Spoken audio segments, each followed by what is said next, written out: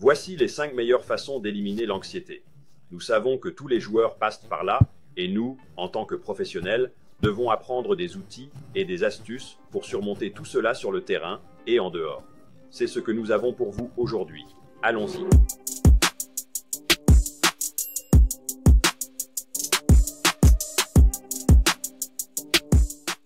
Je suis venu ici sur la chaîne de Golo Rémy et nous allons parler de la façon de combattre l'anxiété et ça va être vraiment sympa.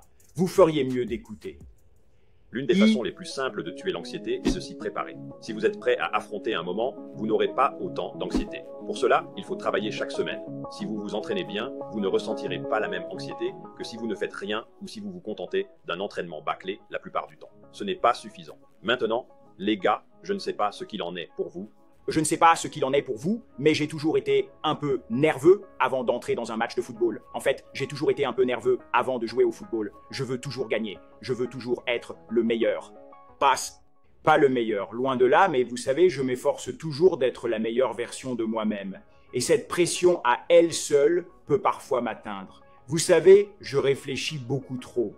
Il faut être un peu arrogant pour ne pas faire d'erreur. Il faut toujours avoir un état d'esprit positif et se dire qu'à chaque fois que l'on frappe une balle, que ce soit par exemple un gardien de but qui reçoit une passe en retrait ou même qui fait un arrêt, on ne va pas se planter.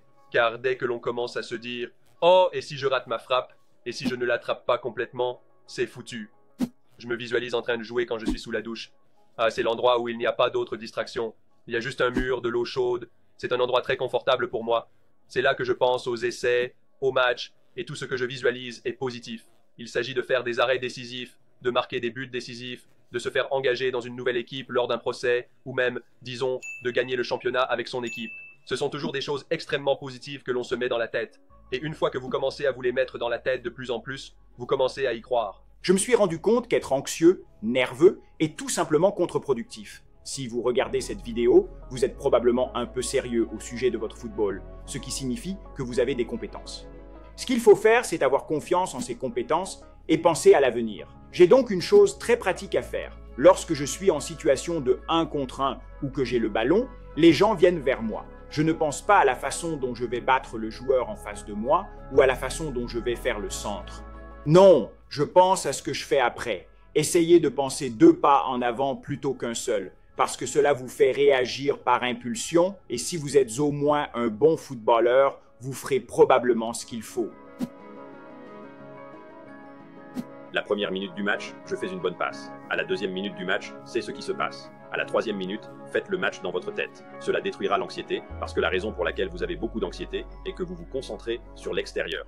Si vous vous concentrez sur l'extérieur, vous vous inquiétez d'un tas de variables que vous ne contrôlez pas et que vous ne contrôlerez jamais. Mais vous pouvez tout contrôler de l'intérieur. Pour cela, vous devez vous concentrer sur vous-même et être proactif face à l'anxiété. Elle vous dévorera si vous laissez les pensées s'infiltrer en vous. Comme Jay l'a dit, si vous laissez ces pensées négatives vous envahir, c'est la raison pour laquelle il se remplit l'esprit d'un état d'esprit positif avant le match. C'est pourquoi Tyler fait de la visualisation sous la douche, parce que ce que vous mettez dans votre esprit finira par ressortir. Et si vous remplissez votre esprit de déchets, ce que vous obtiendrez à l'extérieur sera de la merde. Pendant toute une saison, vous pouvez avoir l'impression que vous ne jouerez probablement pas. De toute façon, cette période va s'écouler. Vous avez donc une décision à prendre. Vous pouvez rendre les choses plus faciles pour l'avenir, ou vous pouvez rester assis et vous laisser dévorer. Il existe 2 méthodes pour gérer les erreurs selon le type d'erreur commise. Si c'est une erreur technique, comme celle du gardien de but espagnol lors des championnats d'Europe qui a manqué une passe en retrait, je dirais simplement que j'ai agi correctement. Je suis sûr qu'à l'entraînement, il en fait 100 fois sur 100 et qu'il y a juste une erreur de concentration, quelque chose qui se passe, et le ballon finit au fond de ses filets. Pour ce genre d'erreur, je laisse toujours tomber instantanément. Ne vous en préoccupez pas, faites comme si rien ne s'était passé. Si vous commencez à penser « Oh, j'ai raté cette passe en retrait, je vais rater la prochaine passe », c'est juste que ça ne va pas marcher pour vous. C'est en grande partie là qu'intervient l'arrogance. Même si vous n'êtes pas en forme, vous devez croire que lorsque vous entrez sur le terrain, c'est comme si cette période se terminait aujourd'hui. Tout joueur de football commet des erreurs. Mais le problème est que vous pouvez aller sur le terrain et vous dire « Oh, vous êtes bon, vous êtes arrogant, je m'en occupe ». Mais si vous continuez à échouer, cette arrogance va s'effondrer à un moment ou à un autre. Il y a une chose que vous n'éviterez jamais, c'est la critique de vos pairs, de votre famille, de vos entraîneurs, de l'homme de la rue qui vient de vous voir rater un tir et qui dit que vous êtes nul. C'est inévitable. D'accord, cela arrivera, et c'est arrivé dans tous les clubs. Une chose que vous devez immédiatement comprendre, c'est que l'opinion de ce type de personne a de l'importance. Ont-ils la moindre idée de ce dont ils parlent? C'est une chose que votre entraîneur vous dise que vous devez travailler vos passes, vos tirs, ou que vous n'êtes pas assez en forme. C'en est une autre.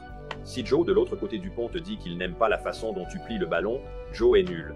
Il n'a en fait jamais vu un match de football, et ce qu'il dit n'a aucune importance. Gardez cela à l'esprit. L'opinion de tout le monde n'est pas égale. Vous devez vous concentrer sur le fait que vous essayez de vous mesurer à vous-même. Et plus vous vous mesurerez à vous-même et à votre état d'esprit d'hier, plus vous aurez de chances d'oublier ce qu'ils disent parce qu'ils ne font pas partie de votre voyage. Il faut avoir confiance en soi, croire en son entraînement et penser à long terme. La saison actuelle peut ne pas être idéale, mais il faut se préparer pour la prochaine saison ou la prochaine moitié de saison. Ainsi, vous aurez plus de chances de réussir dans des situations similaires. Préparez-vous à combattre la nervosité et l'anxiété. Vous sortez et vous faites des répétitions. On répète, on répète, on répète. Si vous vous rendez compte que vous devez améliorer vos passes, votre toucher ou vos dribbles, peu importe, entraînez-vous, entraînez-vous, entraînez-vous, entraînez-vous. Il ne suffit pas de sortir, de regarder une vidéo sur YouTube, de faire un petit exercice et d'être moins nerveux la prochaine fois que vous irez au match. Non, il faut aller sur le terrain et rendre les choses naturelles. Et la seule façon de les rendre naturelles est de les faire encore et encore et encore. C'est nul, mais il y a une raison pour laquelle tous les pros, et ce n'est pas mon cas, ont travaillé, ont tout donné pour y arriver, et j'ai joué au football à un bon niveau en tant qu'amateur. Si vous avez fait ce dribble ou cette passe 1 million de fois, vous pouvez bien sûr le faire sur le terrain, même si des gars vous crient dessus. La répétition est la clé. Du moins, très bien les gars, voilà la vidéo. Évidemment, n'oubliez pas tous ces conseils. J-Mike a parlé des 2 pas en avant, d'avoir une vision positive de l'avenir. Tyler vous fait comprendre l'importance de la visualisation, d'avoir un peu d'arrogance et de confiance en vous. Ces choses feront de vous un meilleur joueur. Si vous voulez en savoir plus sur J-Mike et Unisport, rendez-vous ici. Abonnez-vous, consultez la liste de lecture, découvrez tout ce qu'ils ont à vous dire. Pour nous et le GK Goloremi, abonnez-vous ici. Le lien se trouve juste en dessous. goloremi.com, on se voit plus tard. Paix. Nous avons un guide complet sur la façon de gérer l'anxiété juste en bas sur goloremi.com. Nous avons des guides sur la nutrition, sur la façon de devenir pro, sur la façon de s'améliorer en tant que joueur et toutes sortes de choses folles. N'oubliez pas de cliquer sur le lien ci-dessous. C'est fait par le 11e commandement, qui est notre chaîne de podcast et notre équipe. Alors les gars, allez voir ça. Si vous le souhaitez, abonnez-vous. Si vous voulez avoir accès à du contenu anticipé ou caché, tout ce que vous avez à faire, c'est de vous inscrire à Goloremi Nation. C'est le Fight Club des footballeurs. Allez-y. Allez sur goloremi.com, inscris ton email, attendez de recevoir un courriel. Rejoignez la G-Nation mes amis et profitez de la vie. Nous nous reverrons la prochaine fois. Paix. En fin de compte, ce qui compte, c'est votre parcours et votre amélioration. Et c'est ce qui compte.